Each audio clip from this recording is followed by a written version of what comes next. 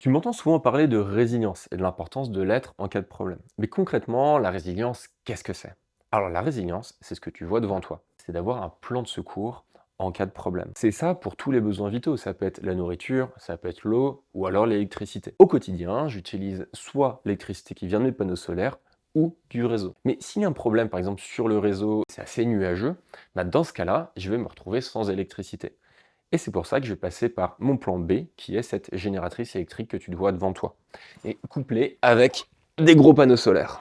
Si j'ai là encore un problème sur cette génératrice, je vais pouvoir passer au plan C. Le plan C, c'est cette génératrice essence. Et si par vraiment malchance, je n'ai plus d'essence, je vais devoir passer au plan D. Et le plan D, c'est des panneaux solaires pliables, petit modèle, avec une power bank. Alors là, on est dans un cas un petit peu, on va dire, extrême, avec un plan A, B, C et même D. Mais ce que je veux dire dans cette vidéo, c'est qu'être résilient, c'est d'avoir un plan B pour tous les cas où tes besoins vitaux ne pourraient plus être assurés par ton plan A du quotidien. Tu vas au supermarché, c'est un plan A. En cas de problème, tu as un stock de nourriture, c'est un plan B.